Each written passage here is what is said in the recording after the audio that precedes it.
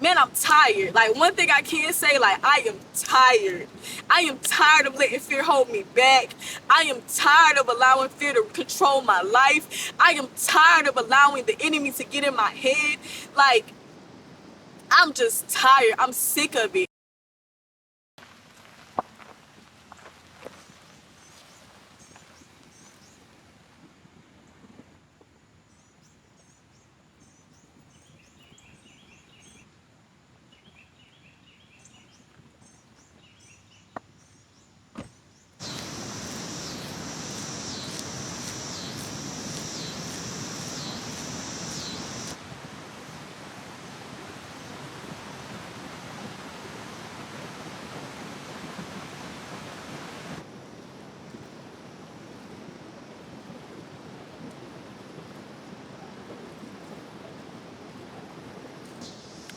Hey, YouTube. My name is Zaria, and I'm 25 years old. I graduated this past May with my master's degree. I am currently unemployed, and I love the Lord. So let's get into it. So I wanted to start this series on my channel as far as like overcoming the spirit of laziness. But once I began to ponder on it, I started to think that maybe I'm not just dealing with laziness, but I'm dealing with the spirit of fear. I say that because I mean there's literally so many things that I've wanted to do that I want to do now, and I blame it on laziness. It's just that I believe I have a strong fear of failing, but I also have a strong fear of success. And it seems very weird to say when I'm thinking about it, because like you have a fear of failing and you have a fear of success, but I do. Like,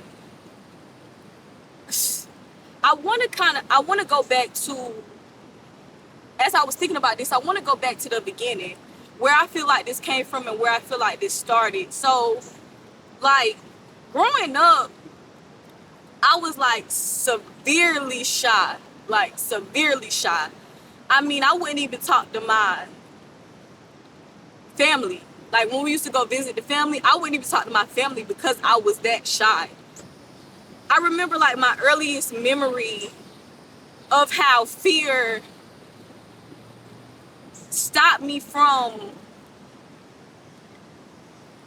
how can I explain? Like, fear stopped me from eating, even though I was desperately hungry.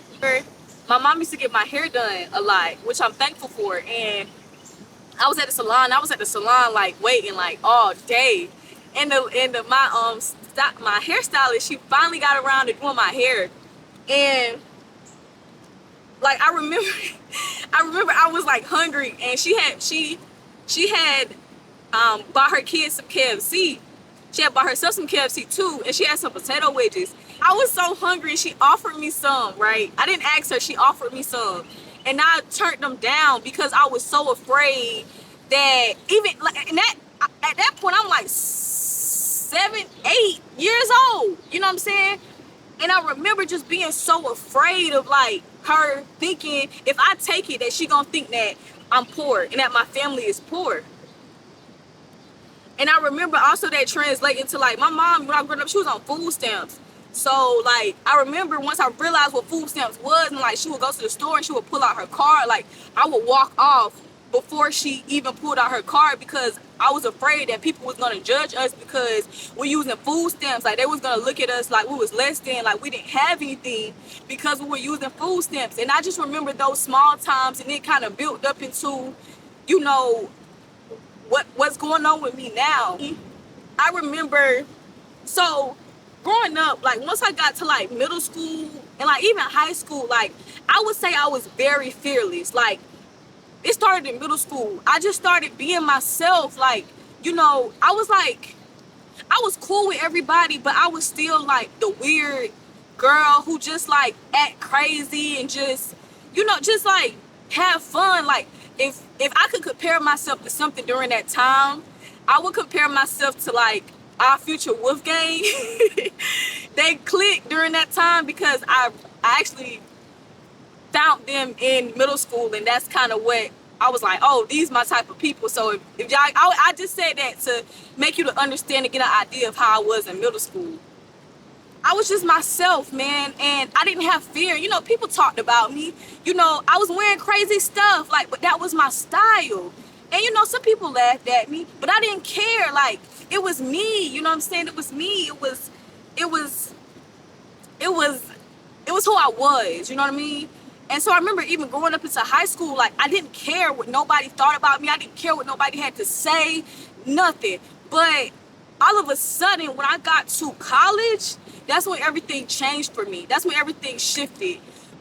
I remember one day, at that time, I was transitioning. So my hair was permed, but I had color in it, and I was transitioning from that to natural, right? So I remember, okay, so when I went to college, I had this idea in my head that, like, from TV shows, like, sometimes if you was late the class, you would just pop up, don't brush your hair, don't comb your hair, just go to class, right? So one day I'm sitting up here and I'm late to class, but I have to go to the computer lab so I can print off my paper to bring to class. So I wake up, you know what I'm saying, going to the bathroom, do my hygiene stuff, and then like I didn't even brush my hair. I didn't think about it. You know what I'm saying? My hair was wild, but I'm like, who cares? So I go to class, all of a sudden, like, not go to class. I go to the computer lab, I print off my paper. All of a sudden, roll around lunchtime. So this is when I go to the cafe, whatever. So all of a sudden, the people that I've met that, I kind of become cool with, they're like, hey, have you seen this? I'm like, what? They was like, this. So they showed me, and it was literally someone, a senior at that school, who took a picture of me and posted it on their Snapchat. That was very popular.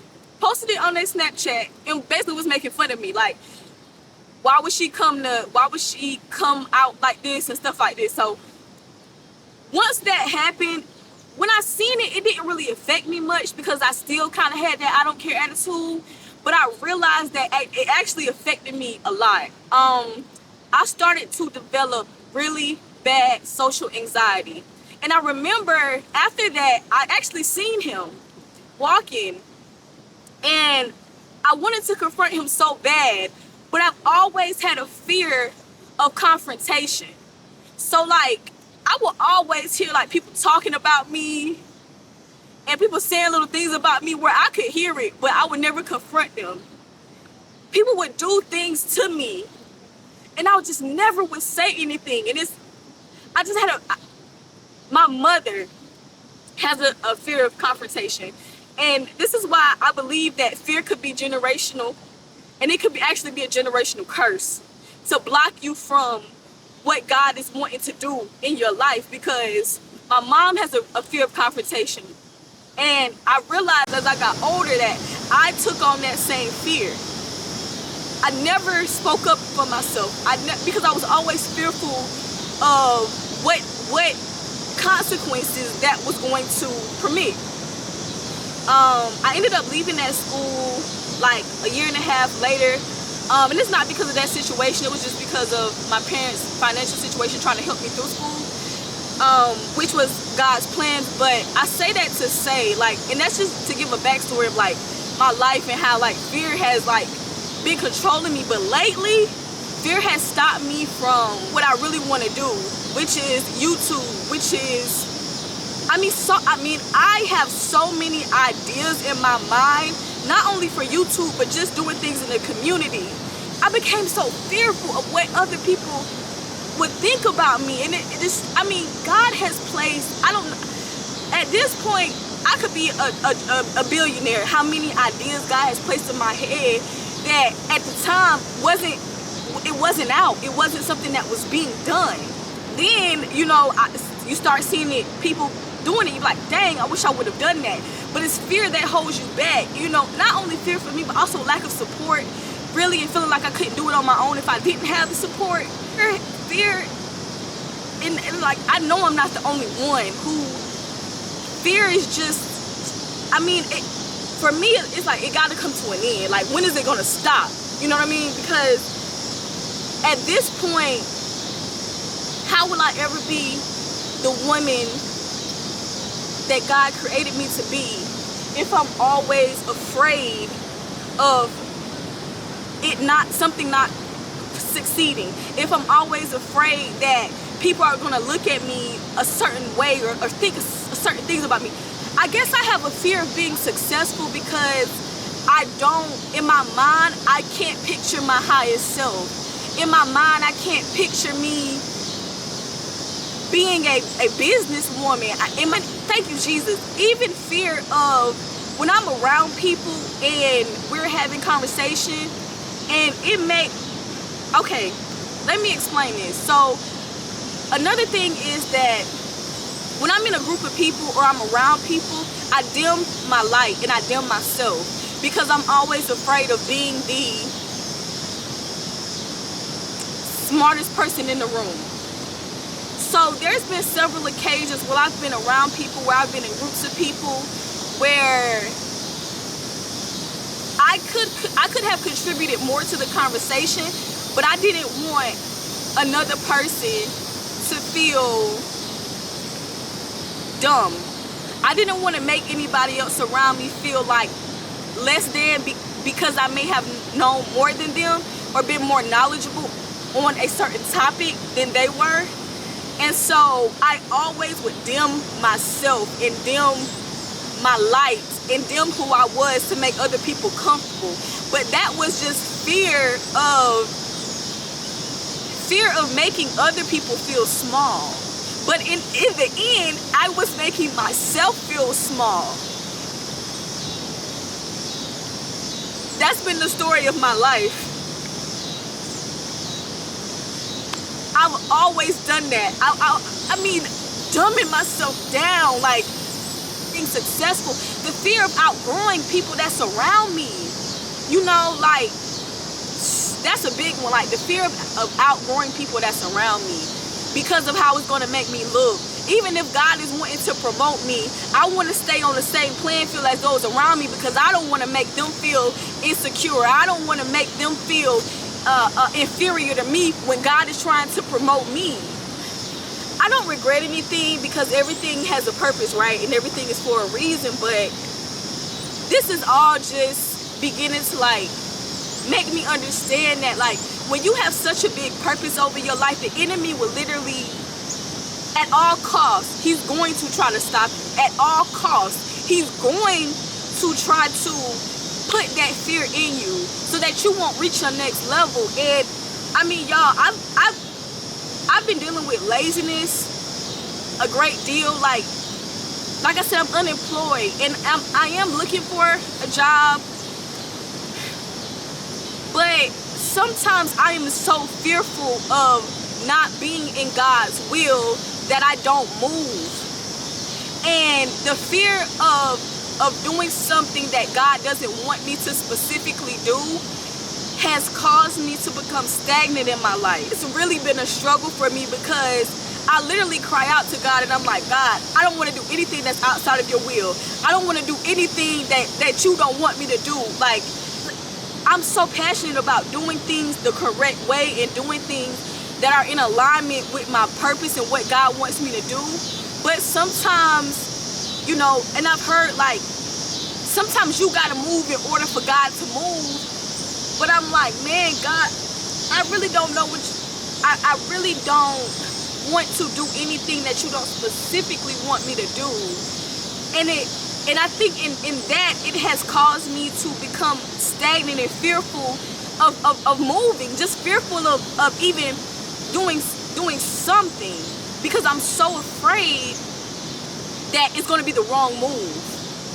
And I think the enemy has tricked me in that, because I was thinking about the verse that says, you know, with God all things are possible. So if with God all things are, and also too, I also hold on to the verse that says, Lord, give it to me. All things work, thank you, Jesus. All things work together for the good of those that love the Lord, according to his purpose. I always hold on to that because I'm like, well, I know even if I make the wrong move, God is always going to pull me back and direct me. And at the same time, God uses everything in our lives in order to direct us back to the path. But I hold on to that, and I'm like, well, even if I might, get the wrong job, or even if like it's not what God specifically is saying, go here or go here, I need to still do it. Because when they say, hey, we want to bring you in for an interview, I have the ability to go and pray to God and say, God, out of these 10, which one do you want me to be? God speaks, and I've experienced that numerous times. God literally speaks in a still voice, and sometimes he'll speak through other people. Sometimes he'll speak through videos. He does speak, and prayer works, and when you call on him and when you go to him, he will answer you. So it's like, why do I keep allowing that fear to hold me back when I know that all things work together for our good? If I truly believe that all things work together for our good, then I should never be afraid of making the wrong move, because I know God's gonna put me right back on that path. But like I said, it's kind of like a trick of the enemy. Like, oh well, God is gonna get you if you do the wrong thing. So you need, what I'm saying? It's all a mind game for the enemy. It's all a trick. Fear is just a mental game for the enemy. And for the people who, like I said, who are like me and are just tired of being in the same position. Like, I'm 25 years old and I feel like, I could be doing so much. I could go on and on. But I hope you got the gist of it. Fear is not going to continue to control my life. I am tired. I get so tired. Sometimes I do nothing but I just cry out to God. I cry out to God, and I'm like, God, please. You know what I'm saying? But faith without works is dead. And I could believe all I want that God has delivered me from the spirit of fear. I can believe all I want, but if I don't put any action behind that, then nothing is going to come from it. Like, nothing from nothing leaves nothing. You know what I'm saying? Change only happens when you change.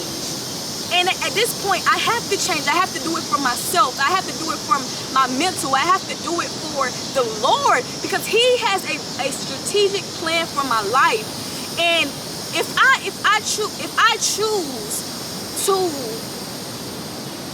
settle in fear all my life, nothing will happen. And God cannot use me the way that he wants to use me if I'm constantly in fear, if I'm constantly in worry, if I'm constantly thinking that, oh, I'm gonna make the wrong move, make the wrong turn, make the wrong decision. At this point, I'm done. I've gotten to a place where it's like I don't really care. At this point, like, God, use me, because that's what I'm here for. I'm literally just a vessel to be used by God. And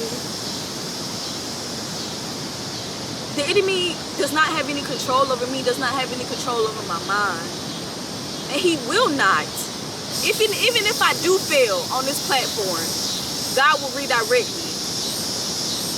But I'm not looking to fail. I'm not looking to fail. Yeah, God got me, and he has you too.